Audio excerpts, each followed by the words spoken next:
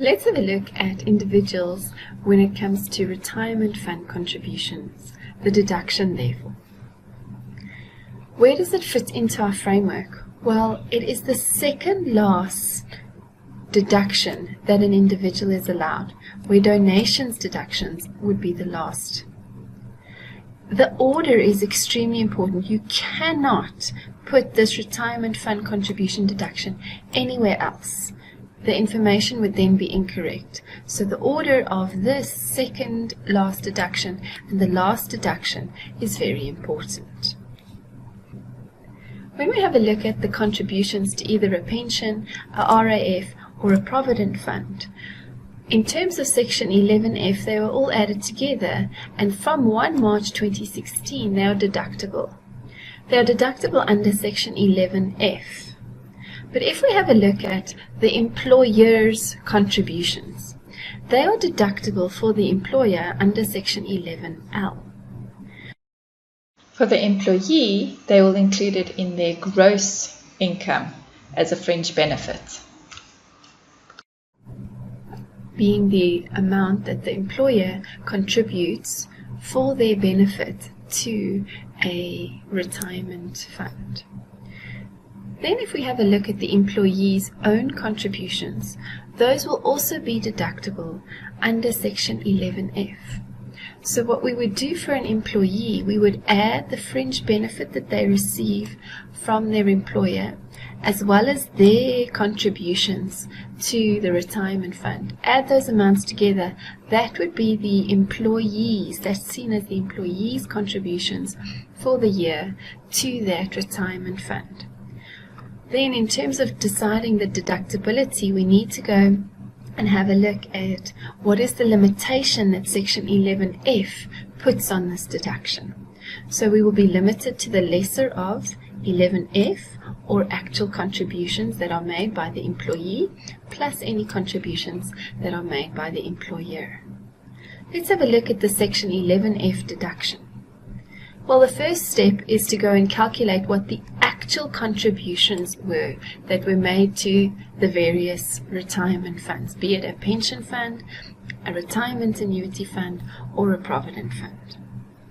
Once we have added that together, so both the employee and the employer's contributions, plus any prior year carryover that maybe was not deductible before, then we need to go and have a look at the Section 11F deduction is a limitation to the lesser of, firstly we look at 350,000, or 27.5% of the greater of either remuneration or taxable income, and this would be taxable income where we're saying including CGT. So what we're talking about is this subtotal 3 here, which is after our taxable capital gain. We need to take 27.5% of the greater of those two, and that will be the amount that I'm looking at comparing when I'm looking at the lesser of. The third point is to go and take taxable income, but this is now excluding capital gains tax inclusions. For both the taxable income here in 3 and here in B, it excludes lump sums. This taxable income on the framework would be this subtotal 2 here, the amount before we include our taxable capital gain. So once we have worked out which is the lesser of either the 350,000, 27.5% of whichever is the greater of those, or the taxable income excluding capital gains, we will then get an amount. That amount we need to go and compare to actual, and if actual is less, we will be limited to actual. That is the calculation for Section 11F. Some of the aspects that we should just have a look at before we go and try an example is this remuneration. Let's have a look at what is remuneration just at a high level, and then we'll go and have a look at an example. Remuneration is the salary, leave pay, wage, overtime, bonus, gratuity, commission, etc., etc., etc. Okay, so I like to think of remuneration as what would the amounts be that my employer knows of and has control over. So the employer would not know that you earn rental income.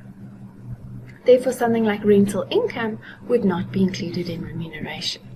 But your employer would know what they pay you as a salary, what fringe benefits they're giving you, what allowances they might be giving you, or otherwise allowances for the holder of a public office. They would only include 50% of that into remuneration. Remember that for a travel allowance, we only include 80% of the travel allowance or the use of a company car as part of remuneration, if that is one of the benefits that the employee gets. Remember, remuneration is used to calculate your employee's tax. So in other words, this is the amount that is used on your payslip and ultimately on your IRP5 at the end of the year.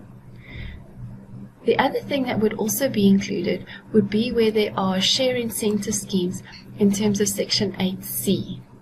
Remember, Section 8B is excluded from your syllabus, but Section 8C is still included in the syllabus. Only once those rights vest would that benefit or that gain be included in the remuneration of the employee. Remember, it would be the market value of the shares when they vest minus any consideration that the employee paid for those shares once they vest. What's excluded from your remuneration? As I mentioned earlier, independent trade. So your employer would not know that you earn interest or you earn rental income. So those would obviously be excluded from remuneration.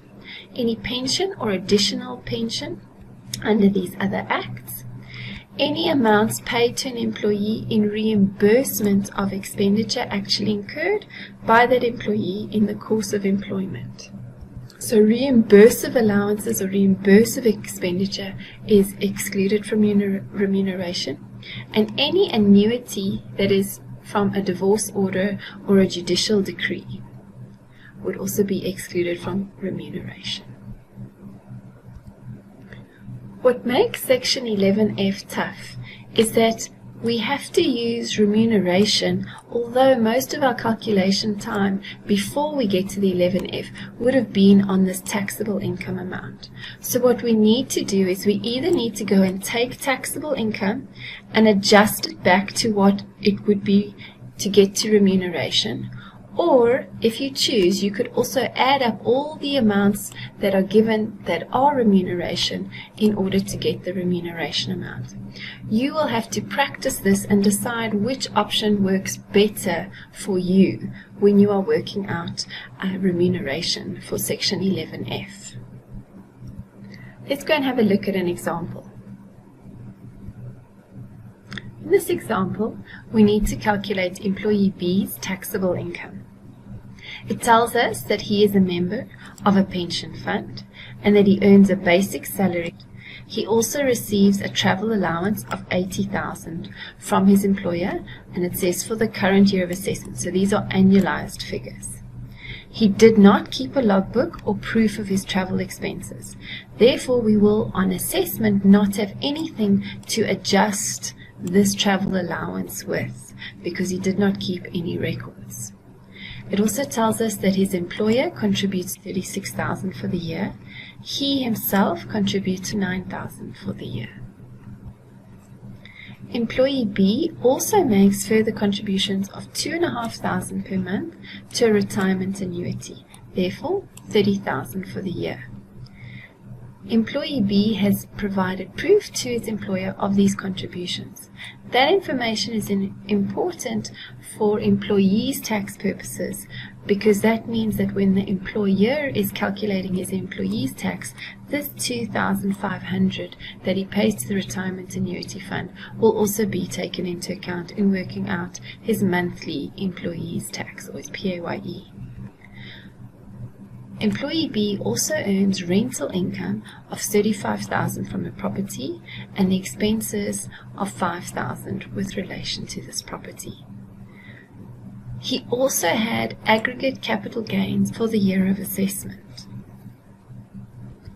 Now we need to go and take this information and use it to calculate his taxable income, bearing in mind that we will also need to calculate the amount of remuneration in order to work out his deduction for Section 11F. We'll start with his gross income. He earned a salary. He has a fringe benefit in the form of employer contributions to the retirement fund. In this case, it was a pension fund. He also earns rental income, and he would have gotten a $5,000 deduction in relation to those rental expenses. A travel allowance that he received, we add in, and we do not do any adjustments to this travel allowance because he did not keep accurate records. So we cannot work out what percentage of it was business and what percentage was private, and therefore the entire travel allowance goes in on assessment. We then add in the taxable capital gain minus the annual exclusion. 40% is the inclusion rate, so 10,000 Rand is included in his taxable income. Now for our second last deduction, we need to go and work out what the Section 11F deduction will be, and we'll have a look at the detail on the next slide. After we have calculated our Section 11F deduction, we should get a subtotal, and we will use that subtotal to calculate any donations deductions. In this case, there were none, as it wasn't given in the question. If we have a look at the Section 11F deduction, we first need to go and calculate the actual contributions that employee B made. So this is the 9,000 that went to the pension fund plus the 30,000 to the RAF, as well as his employer's contribution to the pension fund. If there were any prior year disallowed contributions, we would add it here, but in this case there were none. Now we need to go and apply the Section 11F deduction, which says we are limited to the lesser of 350,000. We are limited here to 27.5% of the greater of remuneration or taxable income. This taxable income is the subtotal of just before we do the Section 11F deduction. So that would include any capital gains. So this amount comes straight off of my taxable income calculation. The remuneration amount I need to go and calculate. And as I mentioned, we can either decide to start with the taxable income amount and work it back, so adjust the items that shouldn't be included in remuneration and then include the amounts as they would be in remuneration. Remember, we need to, for this point, go and get the greater of. That means we will use taxable income, including our capital gain. Now the third part of the limitation is to go and work out taxable income, but before the capital gain. Now that we have those three elements, we're looking at the lesser of, firstly, 350,000 or 27.5% of, in this case, the greater of being taxable income, or the taxable income excluding the capital gain. The lesser of these is 27.5% of the taxable income, including the taxable capital gain or the inclusion of the taxable capital gain. Therefore, that is what we will use as our limitation in terms of Section 11F. Now that we have our limitation amount, we need to go and compare it to actual contributions. If our limitation is greater than our actual, we will limit it to actual. If our actual is greater than the limitation, we'll be limited to the limitation that we calculated, and the excess can be carried forward and used in the next year's 11F calculation. Therefore, our actual contributions were 75,000, and therefore that is the amount that we will be allowed to deduct. Thank you.